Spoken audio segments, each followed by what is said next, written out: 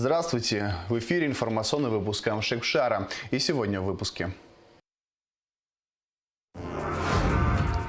Прошло 30 лет со дня выборов в Верховный Совет Абхазии 1991 года.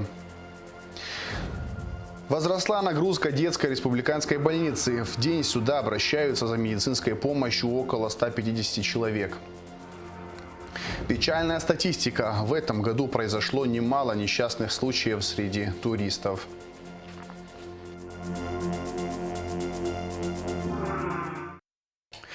Прошло 30 лет со дня выборов в Верховный Совет Абхазии 1991 года. Его председателем был избран Владислав Варзенба. Это историческое событие имело огромное значение в становлении абхазской государственности. Так называемый «Золотой парламент» принял документы, которые способствовали восстановлению независимости нашей страны. Ситуация в Абхазии была обострена. Звиадистское движение шло несколько лет. Грузины составляли 46% населения Абхазии, в то время как абхазов было чуть больше 17%. Силы были несоизмеримы. Грузинские власти пытались ликвидировать Абхазию как политическую форму государственности и сделать культурную автономию. И в этих тяжелых условиях борьбы создавался Верховный Совет Абхазии. Тогда нам помогло единство нашего народа, вспоминает депутат Верховного Совета первого созыва Олег Доменя.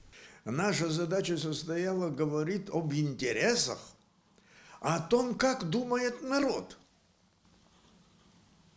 Это для нас был, как вам сказать, стандартом, стереотипом нашего политического мышления.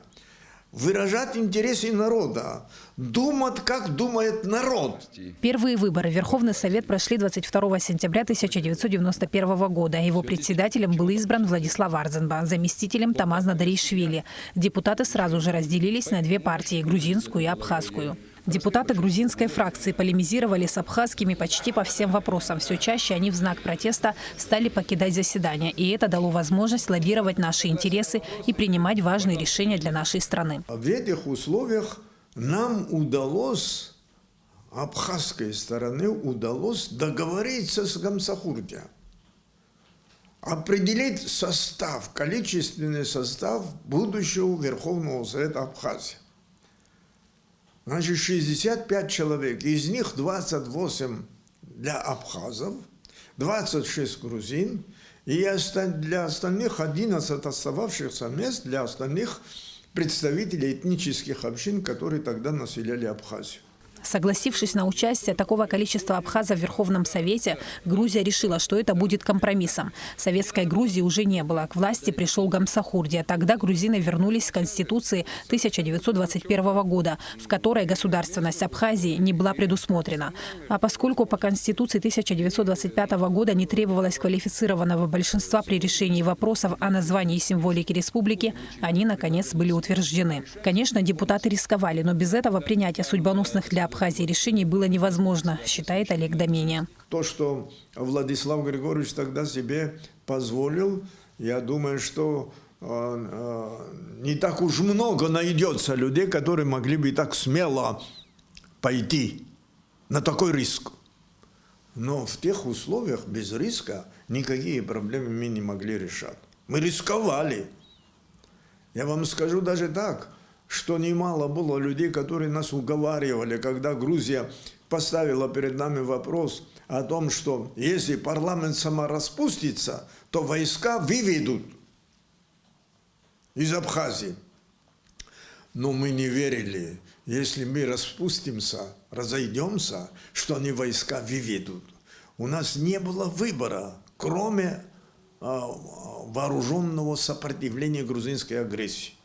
Прошло 30 лет со дня выборов в Верховный Совет Абхазии. Депутатскому корпусу, который впоследствии стали называть «Золотым парламентом», приходилось принимать важные документы, ставшие судьбоносными для Абхазии.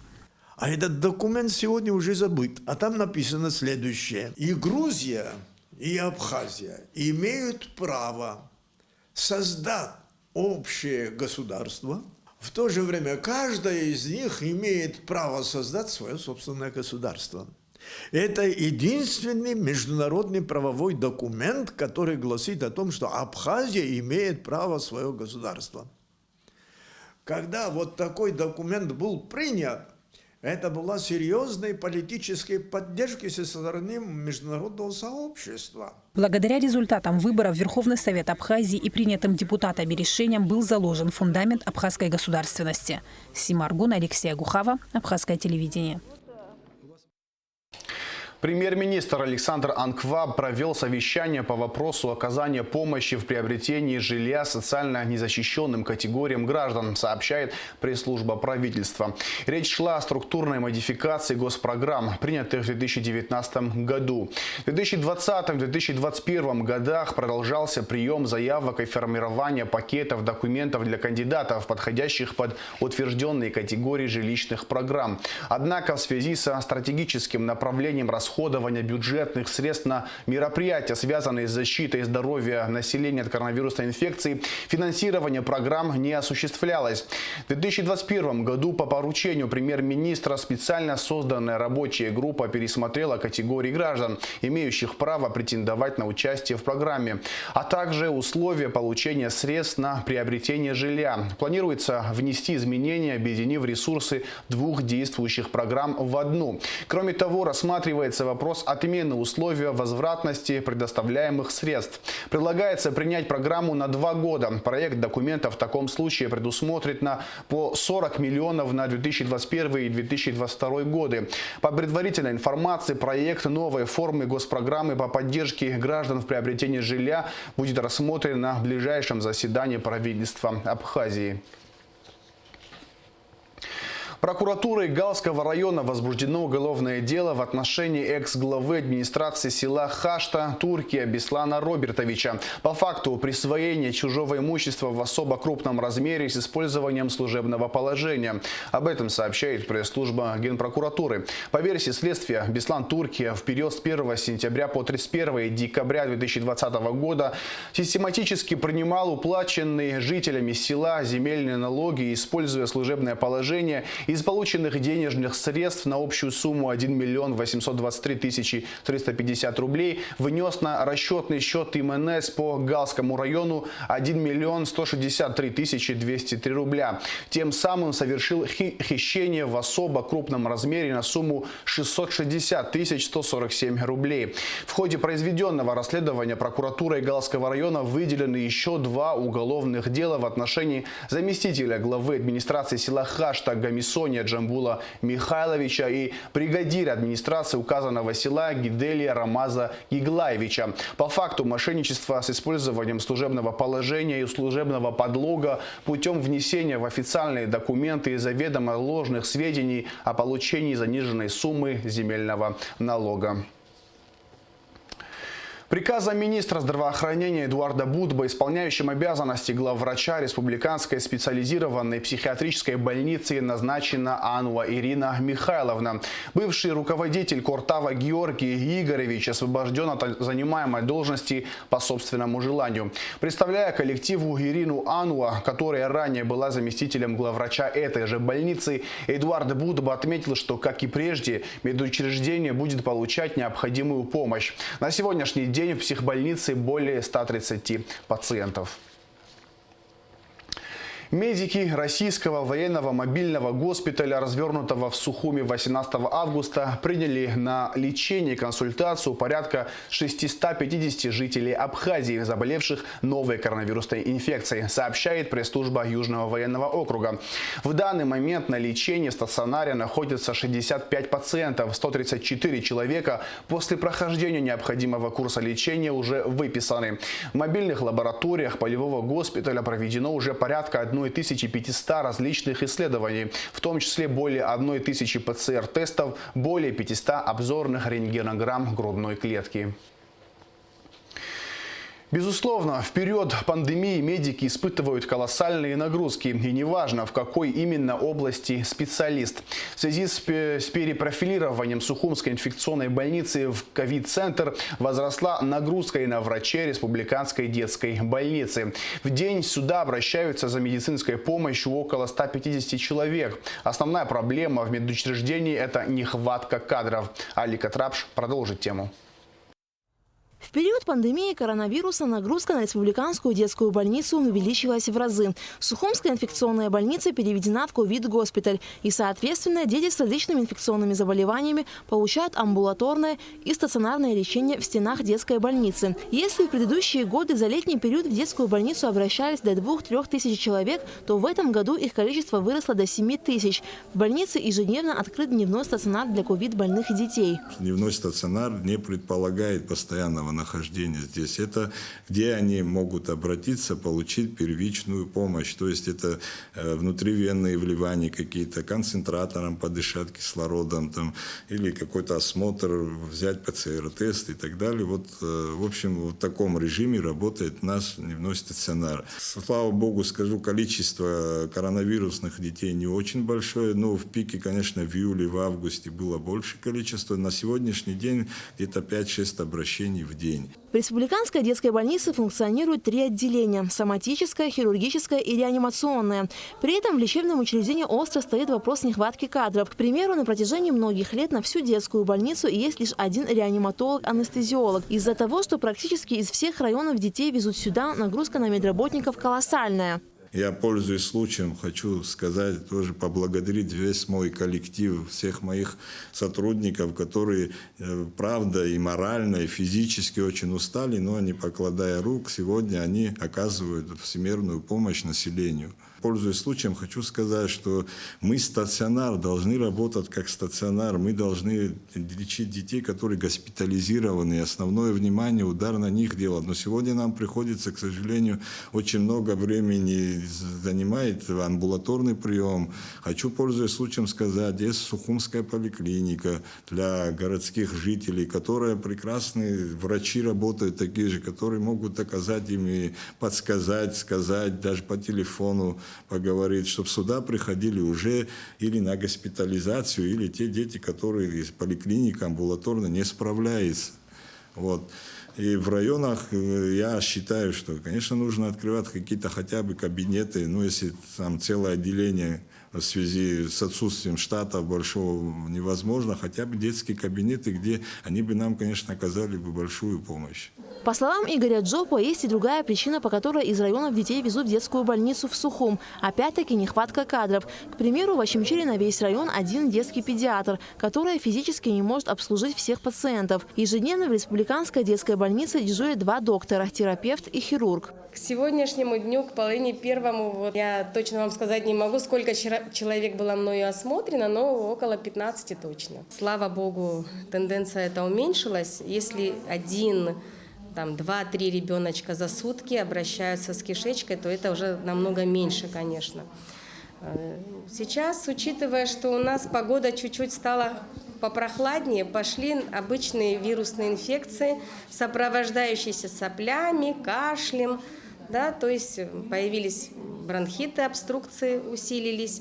Ну и пневмонии тоже есть. За день в детскую больницу обращаются до 130-150 человек. И каждого нужно осмотреть, проконсультировать, оказать необходимую помощь. Из-за нехватки специалистов в приемной выстраиваются очереди. Бывает, что и врачи вынуждены работать в свои выходные. Своих же докторов, которые вот отдежурил ночью, только ушел домой, через 2 часа обратно приходит, потому что тот доктор один не справляется физически, вы понимаете. Люди по 3-4 часа ждут в очереди. И такое бывает. Конечно, это вызывает недовольство определенной части населения и у родителей. Я их прекрасно понимаю, с температурой сидеть в фойе, ждать 2-3 часа, это, конечно, тяжело. В год республиканская детская больница обслуживает от 17 до 18 тысяч детей. А кадровое обеспечение больницы напрямую связано с качеством обслуживания. Алика Трапш, Тимур Гугохи, Абхазское телевидение. Гудаутская вторая средняя школа закрылась на карантин. Об этом сообщает Апснапресс со ссылкой на начальника районного управления образования Адамыра Харазия.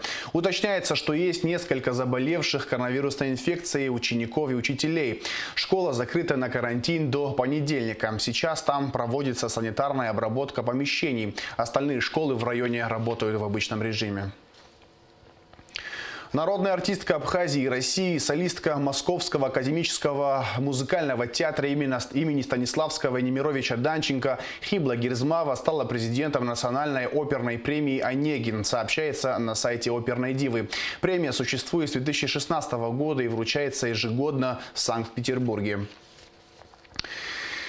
Мы продолжаем рубрику «Ко Дню Победы» в эти дни 28 лет назад. 22 сентября подразделения Восточного фронта расширили контролируемый участок трассы до села Новый Кындык. В зоне обстрела, в том числе и посредством автоматического оружия, оказалась также воздушная трасса посадки самолетов Бабушарского аэродрома, через который осуществлялась переброска живой силы из Грузии.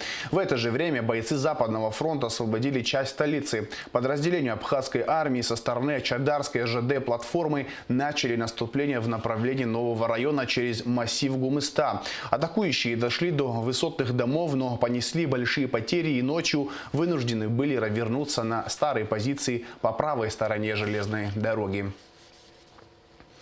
В республике завершается туристический сезон. В этом году он был довольно успешным. По данным Ассоциации туроператоров России, Абхазия стала вторым по популярности после Турции зарубежным направлением для отдыха. На фоне таких позитивных новостей особенно печальна сводка МЧС о жертвах несчастных случаев в нашей стране этим летом.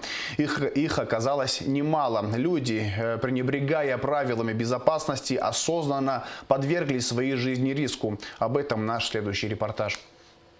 Этим летом в республике произошло немало несчастных случаев среди отдыхающих. В начале весны в горах Абхазии пропал 64-летний житель Екатеринбурга Владимир Ульянов, который отправился на экскурсию по горному маршруту в составе российской туристической группы под руководством гида Анны Гилевой. Судя по всему, экскурсанты недооценили жесткие условия выживания в горах. Группа сбилась с пути и не сумела вернуться в лагерь. По словам гида и участников экскурсии, Ульянов не смог продолжать маршрут, поэтому его оставили на одном из перевалов, пообещав вернуться за ним. Сотрудникам МЧС удалось спасти группу, которая продолжила свой путь и вышла на связь. А вот судьба Владимира Ульянова до сих пор неизвестна. Вышли все, человек остался там, ему было сказано никуда не уходить. Но сейчас вот вертолет сказал, что его там нету. Я хочу очень вернуться в горы, потому что, по сути, конечно же, это ошибка моя, нельзя было делить группу. Но он был совершенно не готов физически. Еще несколько несчастных случаев произошли в горной местности в этом году. 36-летний турист из города Белебей, Республики Башкортостан Алексей Ветров погиб, сорвавшись с 40-метровой высоты. Видимо, он слишком близко подошел к обрыву. Еще более печальная статистика несчастных случаев на воде. Несмотря на многочисленные предупреждения МЧС Абхазии не купаться в море в непогоду, некоторые туристы продолжают рисковать жизнью. Как правило, после каждого шторма среди отдыхающих есть утонувшие. Бывают даже случаи, когда спасатели вытаскивают человека из воды во время смерча, и он этим фактом возмущен.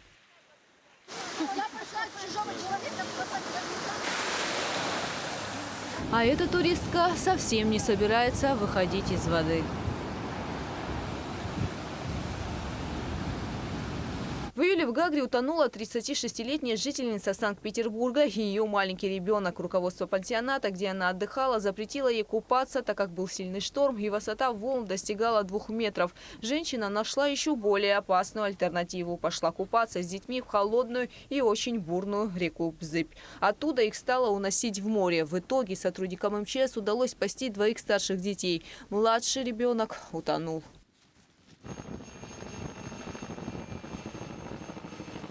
Несчастные случаи во время отдыха происходят не только в Абхазии, но и в других туристических странах. Эти кадры сделаны в Сочи в этом году. Расслабившись, турист решил закружиться в танце на волнорезе среди 2-метровых волн. И вот что из этого вышло.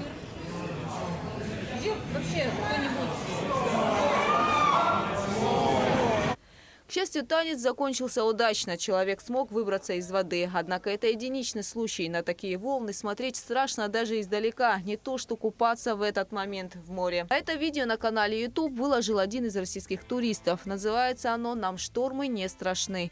Купаемся в Абхазии».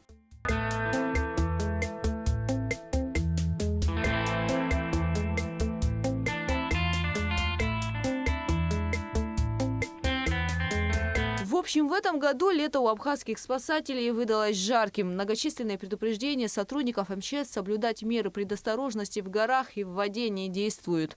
Объяснить каждому, что море не прощает ошибок, будь там плавательный буек или спасатель, рвущийся на помощь, или что поставить ограды вокруг всех горных перевалов и маршрутов – невыполнимая задача. Безусловно, это все не могло не сказаться на туристическом имидже нашей республики. Конечно, так или иначе сказывается, но большая часть людей, тех же потенциальных наших потребителей, туристов, они понимают, что люди сами невозможно человека остановить, завязать, если он чуть выпьет или под настроение какое-то выйдет и на море идет купаться. Больше всего в Абхазии туристов привлекает природа, красивые горные пейзажи и море. Однако не стоит забывать, что особенно на отдыхе в незнакомом месте важно соблюдать меры предосторожности, не забывать об опасности, которую таят водная стихия и величественные горы. Гугут Савардания, Михаил Братухин, Абхазское телевидение.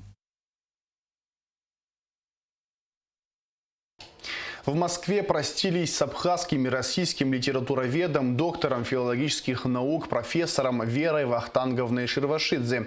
Она умерла в московской больнице 19 сентября. Внучка Варлама Ширвашидзе, первого абхазского хирурга, чьим именем названа городская клиническая больница, Вера Ширвашидзе входила в плеяду блистательных педагогов АГУ. Аристократизм Веры Вахтанговны проявлялся в ее уважительном отношении ко всем, с кем сталкивала ее жизнь. Одна из последних из рода владетельных князей Абхазии.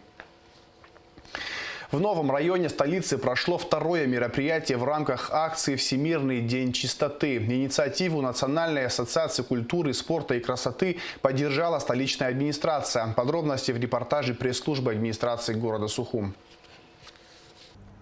Участники первой акции «Всемирный день чистоты», проживающие в районе поворота на Маяк, передали эстафету на уборку территории новому району. И вот буквально за считанные дни жители микрорайона сорганизовались с инициаторами акции и вышли на уборку территории, прилегающей к мемориалу памяти погибших в Отечественной войне, установленной на улице Аргун. Участники акции почтили память погибших воинов минутой молчания.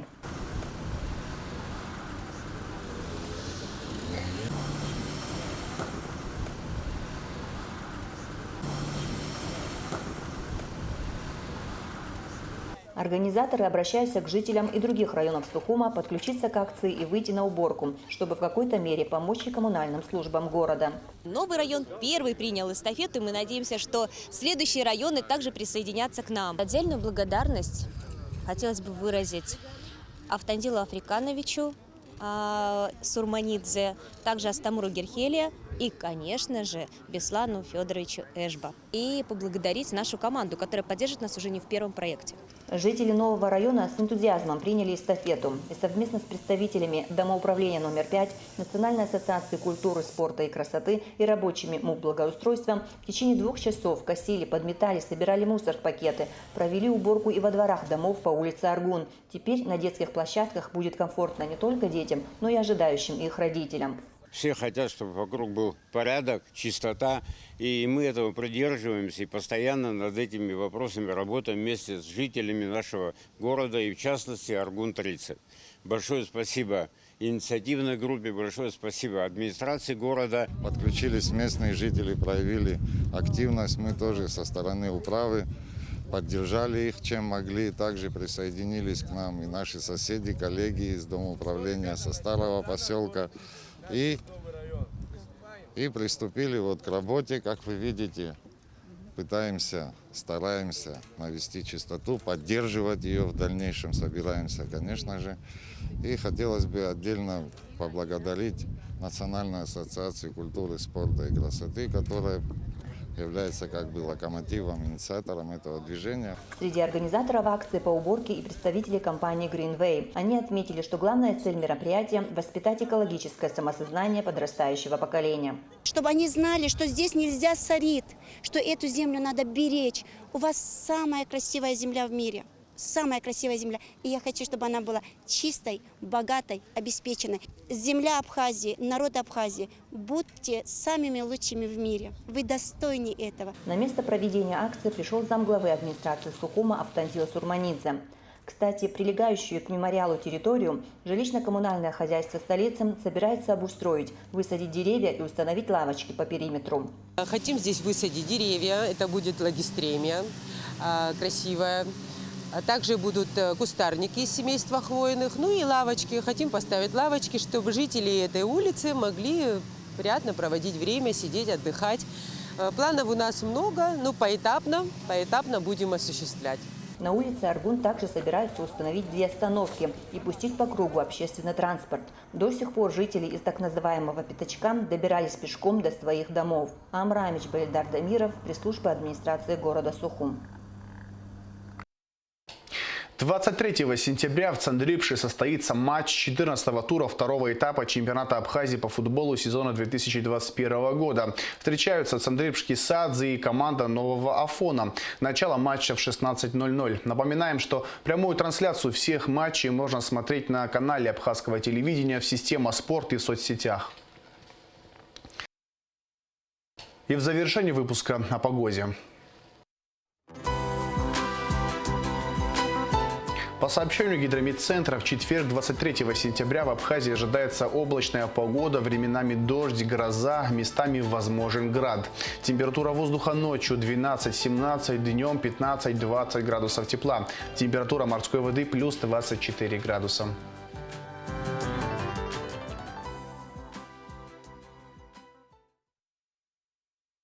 На этом информационный выпуск Ам Шимшара подошел к концу. Всего хорошего. До свидания.